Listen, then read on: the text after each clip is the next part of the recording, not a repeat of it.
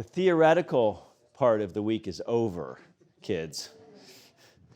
So, this is the session on how to build a wardrobe inexpensively. And one quick caveat before I get into some bigger caveats is that this presentation is aimed at the guys in the audience. I'm not equipped nor qualified to discuss women's professional dress. However, almost all of the principles and axioms we'll discuss during these next 30 minutes or so are equally applicable to the ladies. So, but as is my wont, you have to indulge me for just one moment.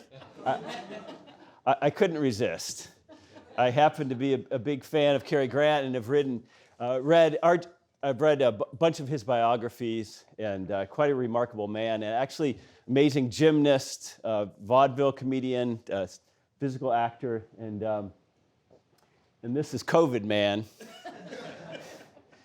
on the right here, who's not doing quite as well. So, I'd like to start with just a few caveats.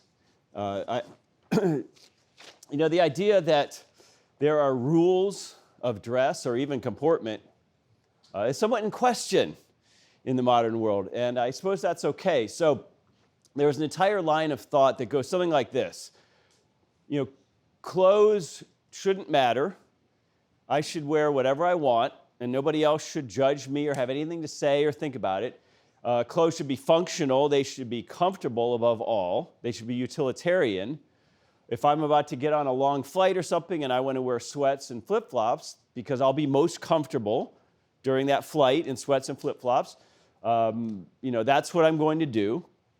And even beyond that, if you feel like you need to adhere to old-fashioned rules or customs or attitudes about dress, if you feel like you need to wear a suit and tie, that almost shows that you are a prole, that you're a corporate drone, because you have to dress up. Whereas if you're a master of the universe like Mark Zuckerberg, you just wear your hoodie and your sweats to the meeting with the venture capitalists who are going to give you billions of dollars. And if you have to dress up, it almost shows that there's less substance to you. And so this is an old-fashioned thing where we're trying to be superficial or something like that. So there's an entire line of thought that goes that way. And that's absolutely fine.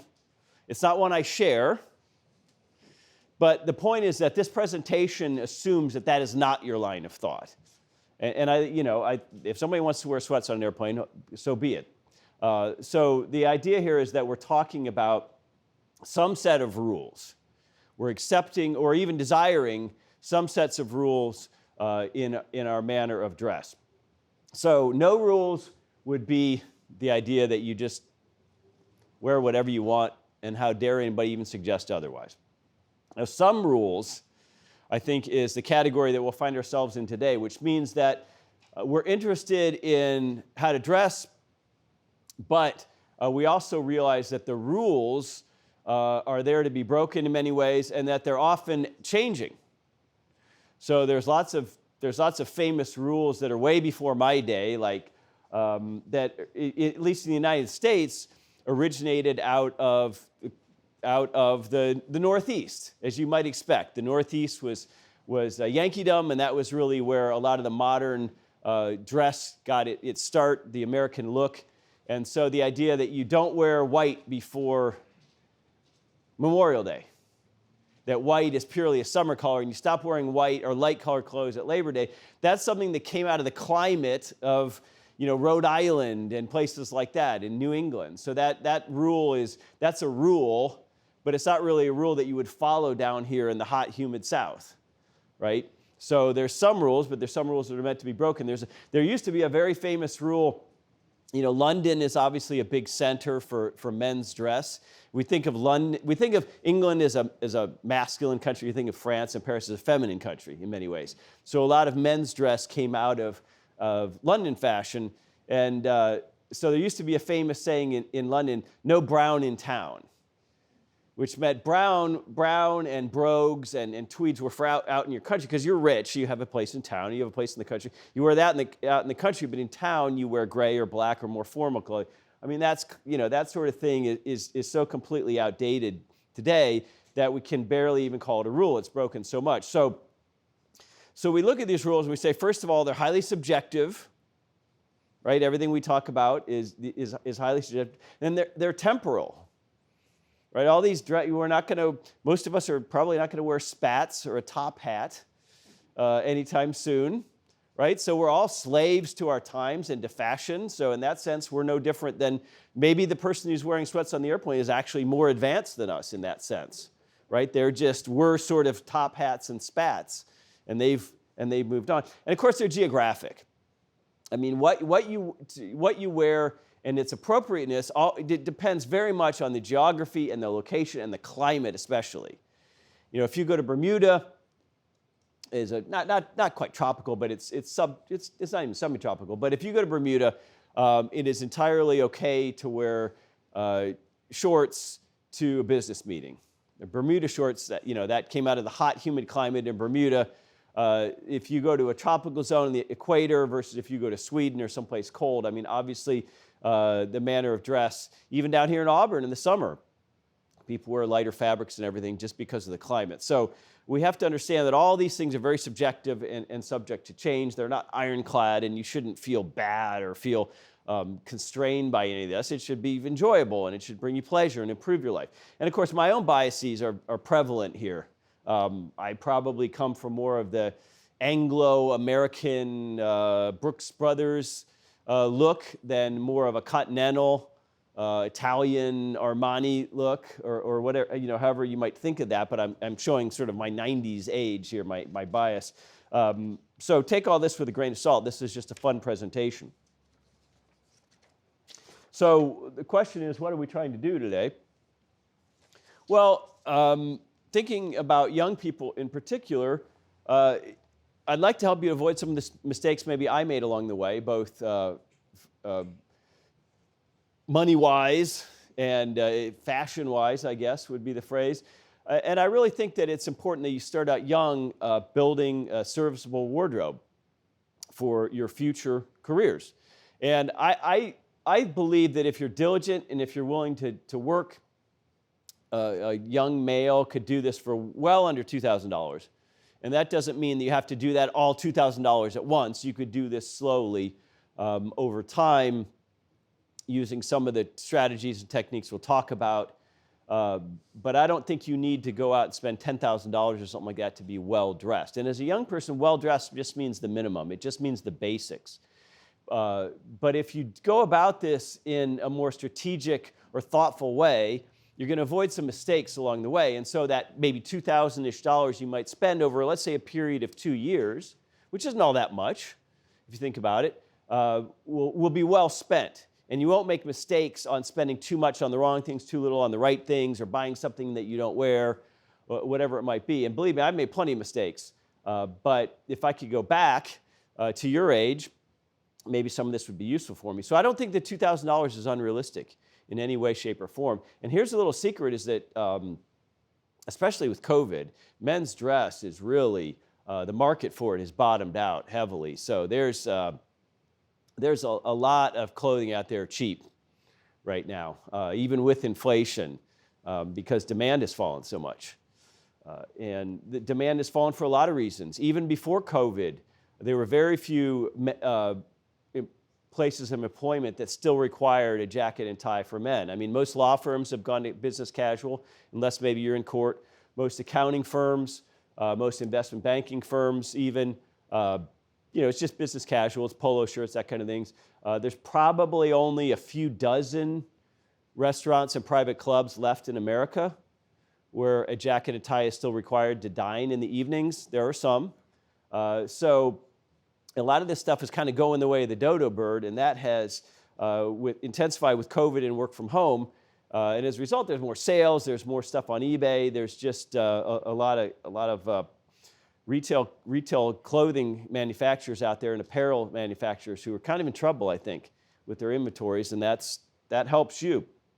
And of course, if you start thinking about it now and creating a foundation now, you're going to have a lifetime of dressing well at relatively low cost.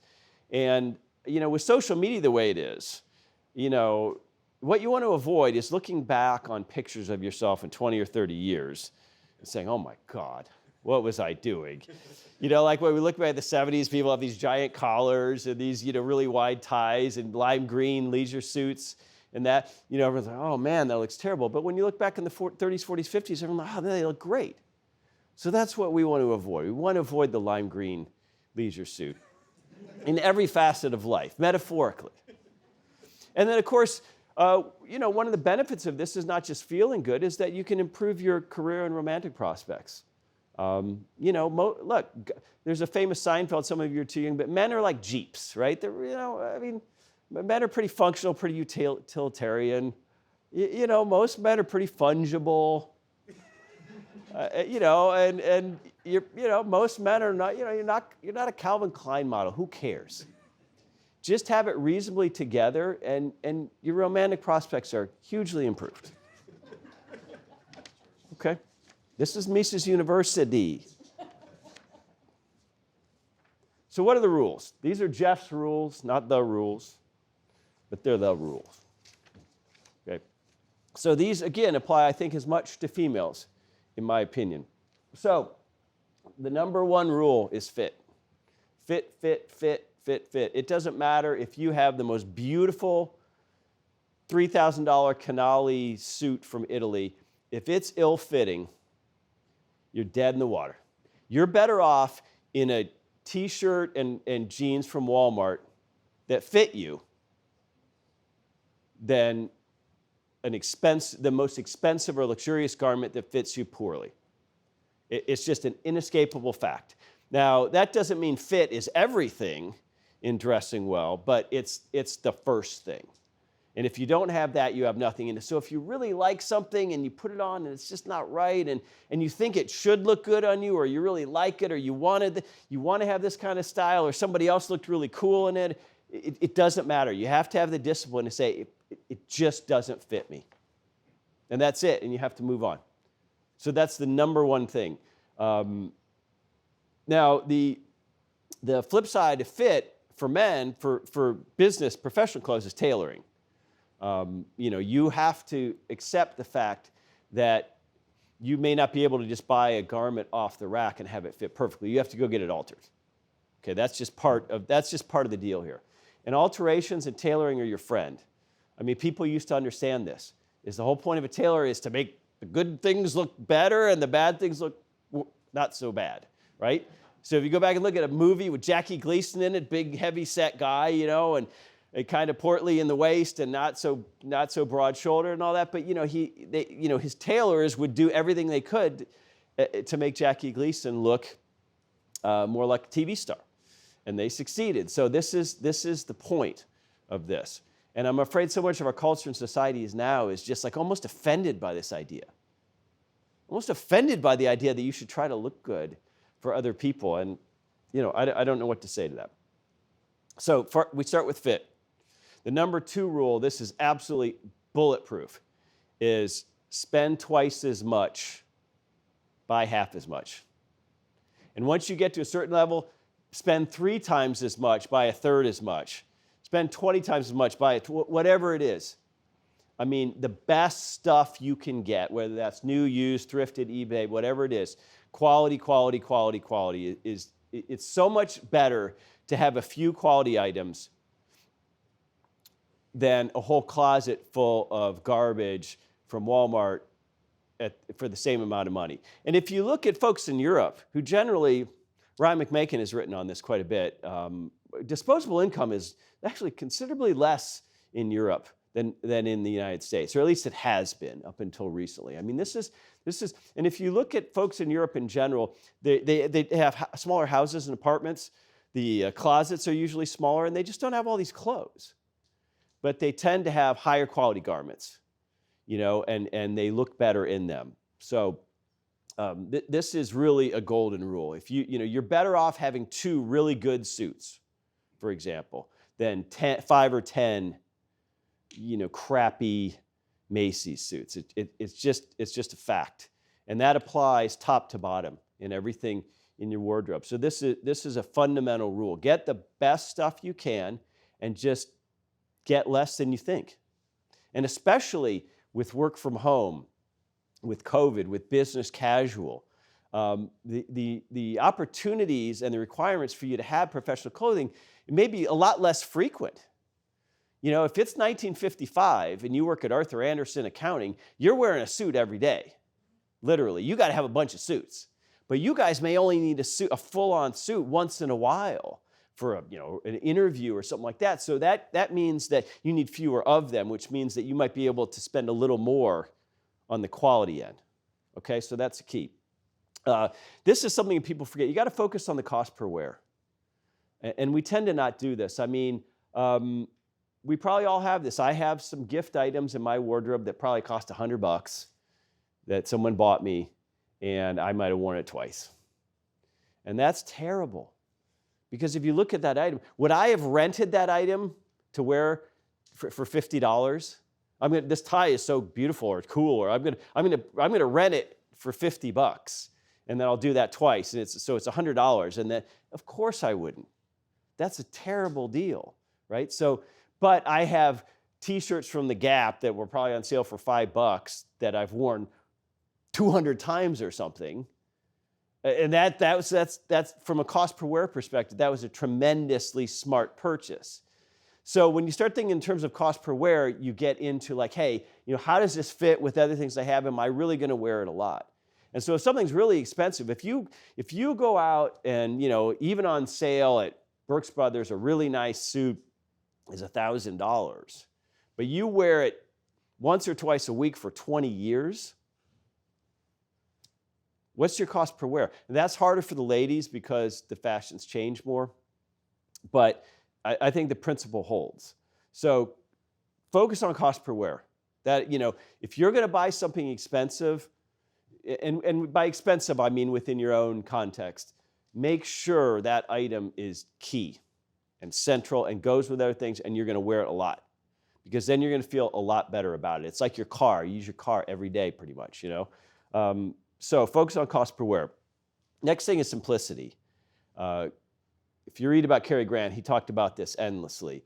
If you try to pull off edgier stuff, stranger stuff, more patterns and colors, and the more complexity, the worse. I mean, simplicity is always the key to any elegant person. Things just work. If you go to a high school graduation, you'll see a bunch of kids who look just like the suit is wearing them, right? They're just totally uncomfortable. They've never worn a suit before. It's brand new. It doesn't fit, and they're walking down that aisle, to get their diploma. Whereas if you look at pictures of Cary Grant, I mean, it's just like whatever the X factor is, it's just like, he just had it. It just, everything he wore was very, very simple. A gray flannel suit, and then one little twist to make it interesting. But simplicity, your life's gonna be a lot easier if you're not buying, orange clothes, right? Or so, because that's that one time a year you go to a pool party. I mean, so think about simplicity, because that's going to always serve you well. And also, again, back to that cost analysis, is you got to figure out your own skin tone and body type. And so if your body type's changing a lot, that's going to cost you money. If you're gaining and losing weight, you guys in your early 20s, that's almost an inescapable thing. I mean, you will, by 30, you'll just get a little thicker. I mean, it happens to all men. It's pretty much inescapable. And it might not even relate that much to the number on the scale. It's just a fact of life. So there's nothing much you can do about that. And of course, in your 20s, you might not want to go out and spend a ton on clothing, because you kind of want to wait till I'm in that horrible middle age, goes on a long time. And, so I can keep that more constant. But if your body's changing a lot, that's going to be a cost to you, and it's going to be more work. So try to figure that out. But also skin tone. I mean, there's things that just look good on other people that just aren't going to look good on you, and that goes to a lot of things. But you're going to find that certain colors work better for you. It's just the way it is, and you might not like it. You might wish that you could. that a certain color look good on you, but you just have to accept it and be rigorous. Just like with fit, you just have to have the discipline, say, no. Say no. It's a lot more important to say no than yes. And then finally, this is the last rule, is that if you want to be well-dressed or just reasonably, acceptably dressed, you're going to have to do some work. There's work involved, especially if you're trying to buy clothes cheap. If you're some rich guy, you can go out and hire a consultant and a tailor and just say, go buy me all this stuff and find out what looks good on me. But most people can't do that, right? I mean, so most of us, you have to go buy it. And if you want to do it on the cheap, you're going to have to do a lot more work. You're going to have to own a shoe shine kit. You're going to have to shine your shoes. That's better than making your bed. You have to shine your shoes. You're going to have to own an iron. You're going to have to iron some clothes when you want to look presentable. You're going to have to do a little bit of research here and there. You're going to have to drive back and forth sometimes and wait for a tailor to make something fit you correctly. So there's some work. You can't just go out and just buy things and easily and magically. It doesn't work that way. And again, what we're discussing today is baseline stuff. We're talking about off-the-rack clothing, which you might get altered to fit you a little better. We're not talking about higher levels, what rich people do, which are made to measure is the next level, and then full bespoke is the next level, like Prince Charles, right? Prince Charles, if you say, what's your shirt size to Prince Charles, he doesn't have a shirt size.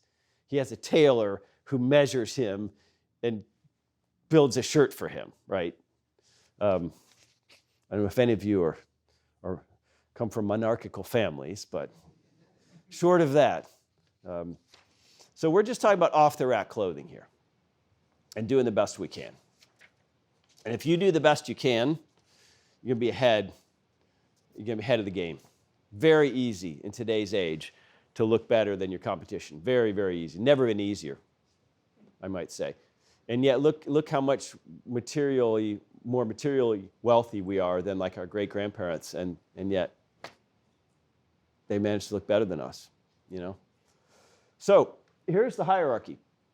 When it comes to those precious dollars that you've got to spend, when it comes to your quality mindset, when it comes on the big questions of where to spend a little more and where you can skimp, where you can go new, where you can go used, this is the hierarchy. If you're a guy, if you're a girl, there's a lot of goofy female shoes. But if you're a guy, number one, shoes. Shoes. Belts are related, but the great thing about being a guy is that certain shoe styles can wear them 20, 30 years, I mean, you look at an old wingtip from Cary Grant in the 50s, I mean, you can go wear that same shoe today. I mean, style-wise. So shoes are the absolute top priority in terms of your expenditure. There are lots of ways to get shoes inexpensively, but you should never get inexpensive shoes. Ever, ever, ever. And, off-the-rack shoes, to get pretty, there's a reality today. The full retail price for bare minimum we'll get to shoes today is about $400. And if you want a better English shoe, that's getting more into $700-800. But there are lots of ways to not spend that, and we'll get to that. So I'm just talking about sort of the baseline mentality you have to have. And then the rest of the hierarchy, it goes from out to in. So in terms of where you should splurge and where you should skimp, it depends. The more outside of your body the garment is, the more you should spend. And as you get in closer, the less you can spend. So, you just get, if you're going to wear a T-shirt underneath, you just who cares? Get a T-shirt get an 8-pack at Walmart, right? Just, who cares? But so outerwear, you never, depending on what kind of climate you live in Auburn, we barely have outerwear. But if you live in the Northeast, or if you live in European climates, Northern European climates, something like that, you're going to have to wear some kind of outerwear on top of a suit or a sport coat. You're going to ruin your whole mojo if that outerwear is crappy. And then moving down the hierarchy, suits and sport coats, there's a little more leeway here. There's no leeway in shoes. but there's a little more leeway here. And then you get into furnishings where you're talking about basically shirts and ties. Here you can find cheaper stuff that's serviceable. And then finally, your casual wear, that's fine. Whatever suits you. On the weekends, T-shirt is a T-shirt is a T-shirt. So this is sort of how your thinking ought to be done hierarchical. So the next slide is the slide of destiny for all of you. And I plan to go into the next world well shod on my feet, just in case I have to, walk through a lot of purgatory or something. I don't know.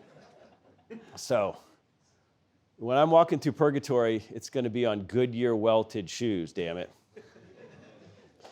So this is the Dealbreaker, okay? A Goodyear welt. What is a Goodyear welt? Well, you have the bottom of the shoe, okay? You have the sole of the shoe. Then you have the top of the shoe, the leather portion. And by leather, I mean leather.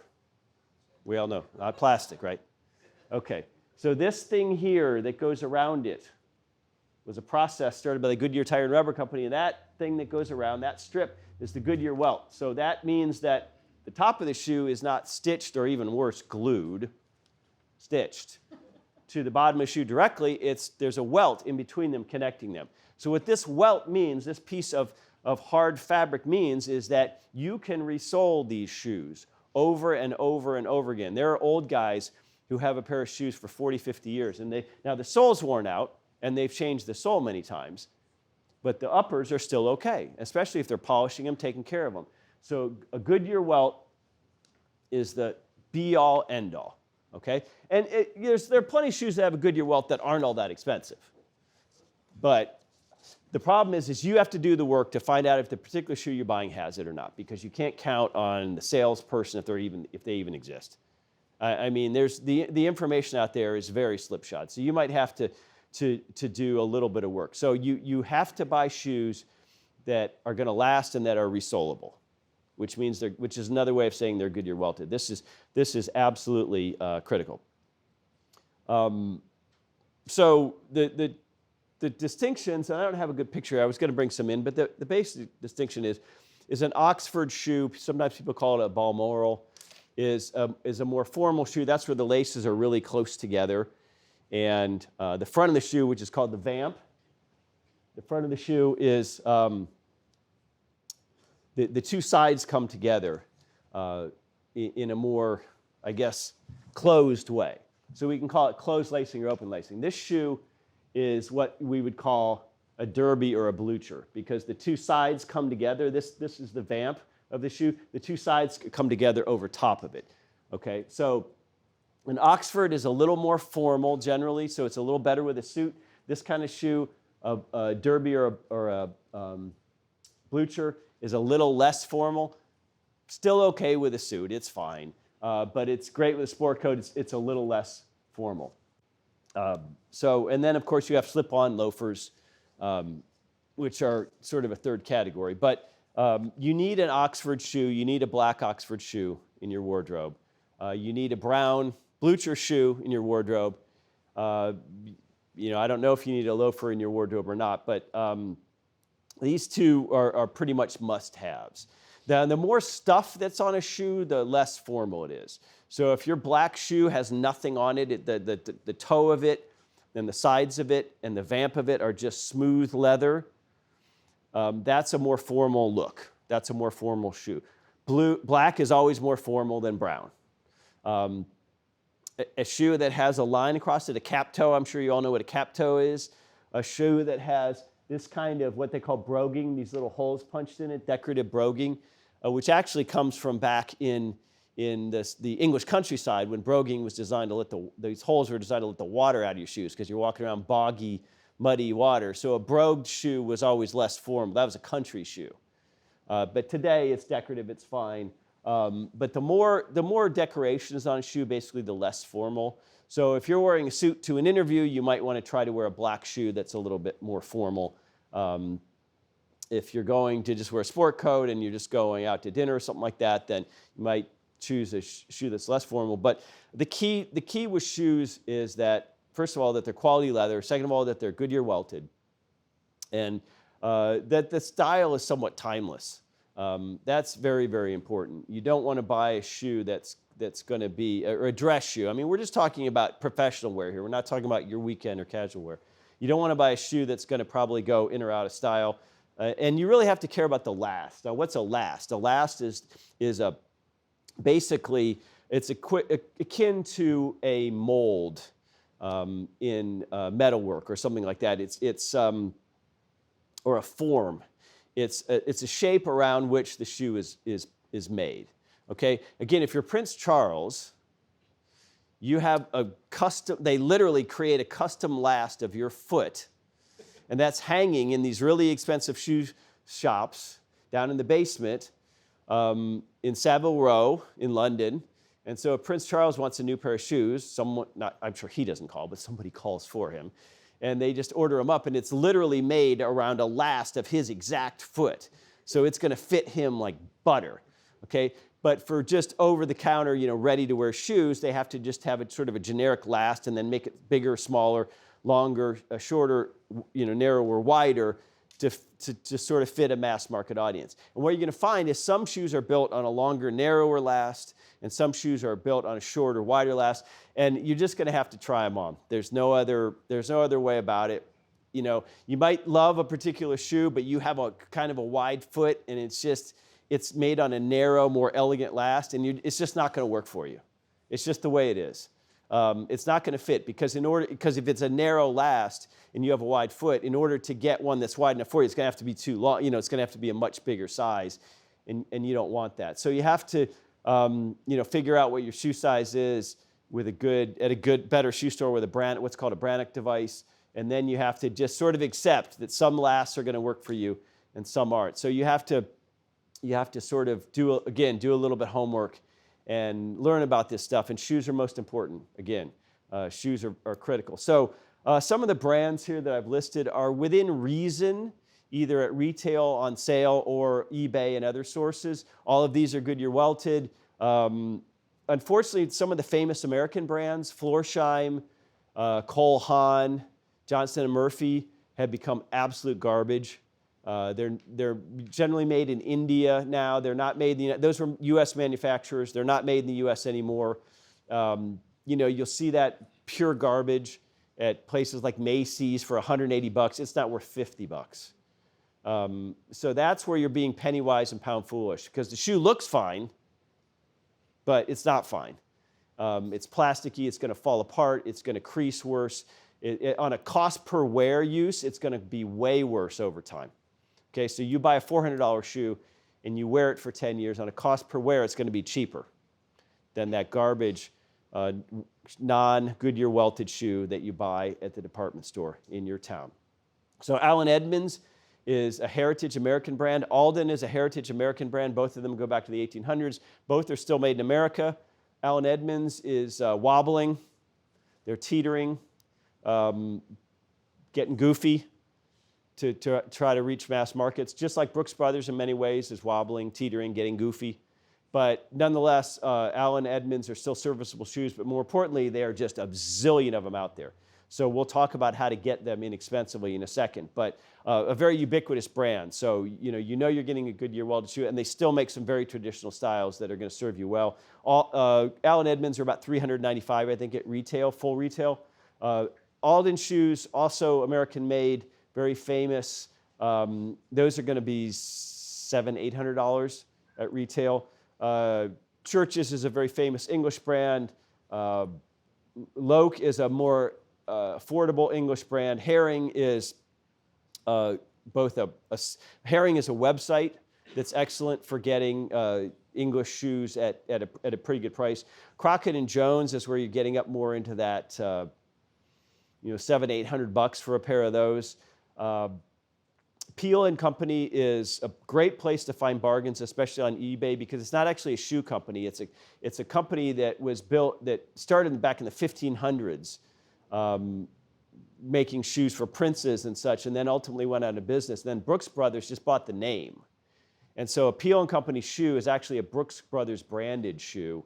And so they farm that out to people like Allen Edmonds and Crockett & Jones. So Peel & Co., because most people don't know about it and have never heard of it, it's a good sniper brand for eBay and other used sources. So a Peel & Co. shoe is a good shoe. And then finally, these two Spanish brands, don't sleep on them. Carmina and Meerman, both great, a little less Englishy, so they're a little more on that Italian end where they're going to be a little sleeker, a little sort of more cool looking, because the Spanish are a little less uptight than the English. But they're just fantastic. And actually, Meerman, if you go to their site, their standard shoe, which is probably the single best secret and single best bargain in the world, is $195. And Meerman has a lot of traditional styles. If you depends on where you live, but if you're in the U.S., they ship to you without VAT. So we don't pay VAT in the U.S. And yeah, it's going to cost you something like $30 to get those shoes from Spain to the U.S. But at $195, I can't recommend them highly enough. So shoes. Suits. Just like with Goodyear welting, a suit has to be at least half canvassed. Now, what the hell does that mean? So there's every suit has the outside, which of course is wool. It has the inside, a lining and sport coat, and in between there's a third layer. Okay, that third layer in a good suit or in a serviceable suit is called the canvas. It's made from horsehair and other materials. So that's a piece of fabric that runs throughout the suit that's in between the lining on the inside and the actual fabric of the suit, the wool on the outside. So that interlining in a decent suit is canvas, which means that material is in there. This is half canvas when it's just the upper part of the suit. This is a full canvas where it's the whole suit. That material in between, that third layer, is stitched inside, but it's free floating. Okay, and it moves around inside. And what that does is over time, it conforms to your body shape. And it fits you better. And it's going to look better, and it's going to feel better. It's going to sweat less. It's just going to be an overall better feel. So most suits today below about $500 are not canvassed, I'm afraid. You got to do what's called a pinch test. You can never trust a salesman. Nobody knows, today. You have to do some research. The higher end lines of Brooks Brothers, for example, are fully canvassed. The medium Brooks Brothers lines are half canvassed. And then the cheap Brooks Brothers stuff is not canvassed at all. So if a suit isn't canvassed, it's called fused. So what that means is that interlining is not made of horsehair. It's just felt or something inside, and it's glued. So the three portions are glued together rather than having a stitched outline where the canvas can float freely. So if a suit is fused together, it's just going to be hot. There's glue, I don't know what chemical that is, but there's going to be glue that's over time is going to start to become unglued. You get these weird bubbling effects, and it's just not going to conform to your body very well. So you have to get a canvas suit, just like you have to get welted shoes. You want to get a 2-button suit in front. If you're taller, if you're over 6 foot, you can get away with a 3-button. Sometimes you'll see NBA players on TV, and because they're so tall, their tailor thinks they have to make them like 5 or 6 buttons, and it just doesn't work. The suit just needs to be bigger with the buttons farther apart to suit the 7-foot NBA guy. It shouldn't. So 2 buttons or 3 buttons. I don't think 1 buttons are appropriate. You're not Frank Sinatra. And so remember, it's always button the top button only. You never button the middle button or the bottom button on a 3-button. Always just the top button only. Don't get an unvented suit. You're not Bill Clinton. It's not the 90s. You need a vent in your suit. You either get a single vent or a double vent. The single vent's right in the middle and the back. A double vent comes from an English horse riding tradition where when you got on a horse and you had to put your leg over it, you needed that flap in the back so that your jacket, so your back end would fit over that horse. Okay, so that's a sort of a martial or riding tradition from English tailoring. So 1 or 2 vents, but definitely not no vents. And please don't get a black suit. Don't get a super skinny suit that's going to look weird, just like that 70s lime green thing. I mean, I know super skinny is the trend now. You can get skinnier to sort of be in vogue today, but don't get the super skinny one, and not black. You're not going to a funeral. You're not a Japanese salaryman. Black suits they're worn heavily throughout Japan and Korea, but in the West they really are just, most people look terrible in them. So please avoid that. Shirts.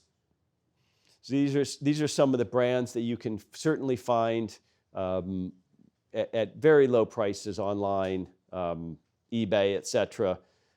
They have these new non-iron shirts that have a chemical treatment. If you're a younger person, those are fine. Those are great. You can pull them right out of the dryer and wear them without ironing. I don't have any big objection to that, but they have to be all cotton. Make sure that whatever shirt you buy is long enough in the sleeves. You're going to have to buy just basic sizes. You can't, again, unless you're getting custom clothes, but it has to show under the cuff of the jacket. At least a half an inch, preferably more like an inch. Most people, shirts are too short here, and their suit or jacket is too long, and so you can't see it. Don't do that. Make sure your cuff shows at least a half inch below the jacket. Absolutely critical.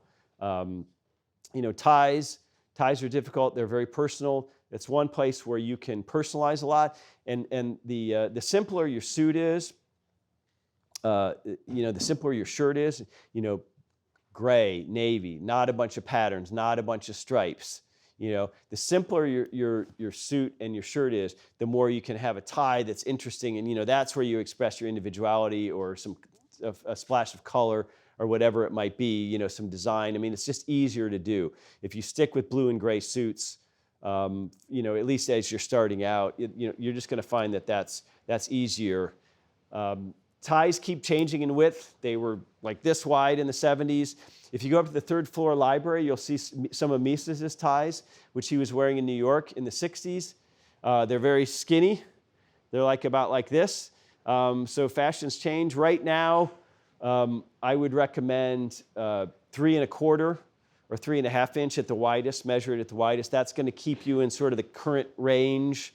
Any skinnier than that, any wider than that, you might regret that purchase a few years down the road. But again, ties, unlike shoes and suits, they're more temporal. You're gonna throw them out more. You're not gonna necessarily wear them a lifetime. And then jewelry, I'm not gonna comment on that. I'm against it. But again, that is my exceedingly Anglo-American huge bias. I think a wedding ring, a watch, maybe a fraternity ring or something like that. But I don't think bracelets and necklaces do men any favors. So this is, again, the opinion portion of the week here at Mises University. And we'll wrap up with some strategy and resources. And if anybody wants these slides, just ping me and I'll send them to you. You don't have to remember all this. But eBay is unbelievable.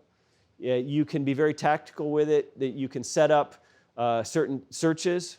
You can customize searches. You can have it send you notifications for searches. There are particular apps that will tell you when a particular thing comes up.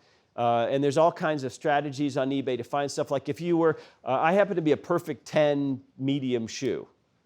So I'm lucky in that I have a very easy to fit foot, and there's a ton of them. Versus if you were a 15 or if you were a 7E or something, you're going to have a lot less to choose from on eBay. But if I search for 10.5s, if I get a 10.5C, that's a little comparative advantage because hardly anybody's searching that, and there might be a shoe there that's a lot better quality that you can find for a lot less money because the size is just a little different. And I think that, given the photography today, some people don't want to buy used higher end shoes, just grosses them out or whatever. I think within reason, I think it's okay. I think you can look at the photos and make an assessment for yourself. But if, it's a way for younger people to get that $500, $600, $700 quality shoe, for a lot less money, and it's going to last a long time as long as you're willing to resell it. And maybe, who knows how it got on eBay. Maybe somebody died, maybe somebody didn't wear it very much. But again, if you get a quality shoe, you can literally wear that upper for 30 or 40 years if you take care of it. There's a great website called Style Forum.